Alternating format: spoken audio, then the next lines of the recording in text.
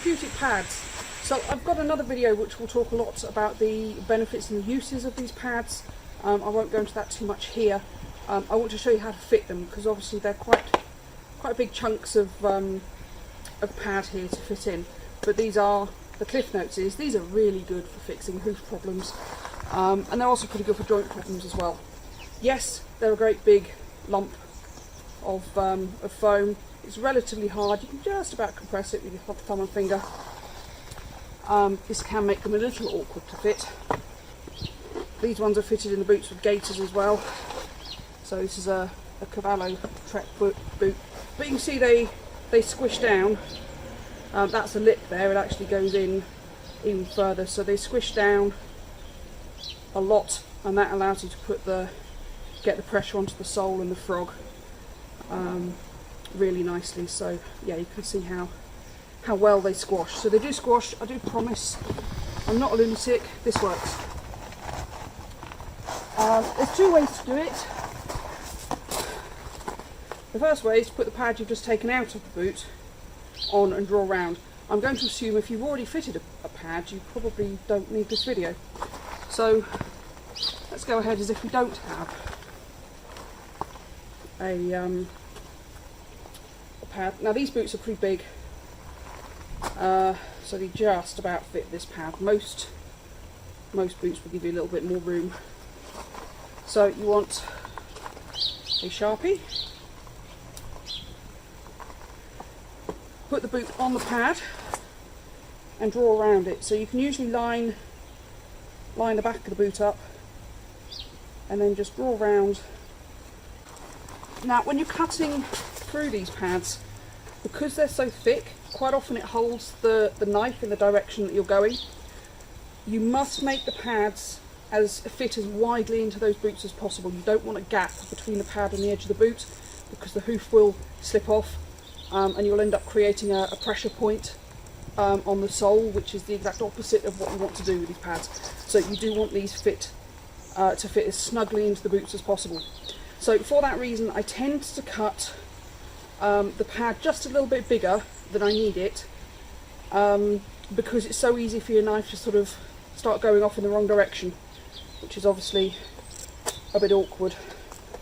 Much like trimming hooves, you generally can't stick it back on once you've taken it off. So we've got our pad just a little bit bigger than we want it. Oh. Yeah. So then I take a rasp. You can use a really blunt rasp to do this job. So you can ask your hoof care provider to give you a rasp, one of their old ones. They probably will. Or you can buy one if you really want to. And then I just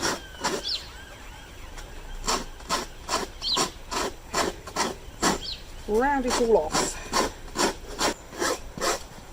So some of the boots, I'm fitting a Cavallo here, which is an easier shaped boot to fit pads to. If you've got an Equine Fusion, they have a lip on the side, on the back. So quite often with an Equine Fusion, you need to put an angle just on the back. You just need to sort of take a sliver off the back there. Now these pads do have a right way up. I've no idea if you see this on the camera. This side is shiny, it's sealed, and this side is bubbly. You can see all the bubbles of the foam. So they go shiny side down. If you put these in upside down, very often the horse doesn't squish them at all.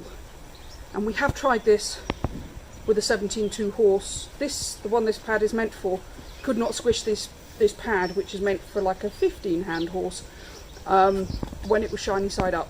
So if you're not squishing the pad down properly, you might have put them in upside down. Obviously, if you're putting that lip on for the Equine Fusion boot, you need to make sure you've got it the right way up when you're taking that lip off. So the shiny side, the sealed side, is the bottom. You'll be able to see it when you have the pad, but I suspect you can't see that on the video. So then you have a little check and see if it fits or not, which tends not to the first time. Don't try and force it in, because you'll never get it out again if you've made it the wrong size. goodness. Right, so that fits beautifully. If you're using Cavallos, these Easy Care gaiters I think are the best gaiters to use with Cavallos, because you know I'm contrary like that. But it fits really nicely with the pads, because you can put the gaiter in and then you put the pad on top, and then the pad holds the gaiter, because those pads are those gaiters are a pain in the arse if you don't have a pad to hold them in. But they all go beautifully well. So then you end up with a pad inside your boot, looking something like that. So then you have to get the horse to squish it down. So put the boot on, it's going to be a squeeze. You're not going to be able to get the boot done up properly initially. It takes about 10 to 20 minutes for the horse to squish it down. It will squish down faster if they're walking, but if you can't get the boot done up at all, obviously you don't want to walk them around. But get the boot done up as best you can, walk them around for 5 minutes, then tighten the boot up. To tighten the boot up, you do have to undo it all, push it back in, and do it up tighter again. And you may need to do it up a couple of times before it's done. Then once it's properly squished down, you can do the boot up as normal, and off you go. But don't try and ride before you squish the pads down, because otherwise the boots will become loose while you're riding, and that's going to be a disaster. So make sure you've got the pads properly squished down. You can also puff the pads back up if you put them somewhere nice and warm. They will quite often puff back up and last a little bit longer. But otherwise, I find usually get a couple of months use out of pads. If you've got a horse who's landing toe first, then your pads might only last a week or so. If they're landing heel first, like they should be, then the pads tend to last a couple of months. The longest I've had someone make a pair last was about a year. So they can really last.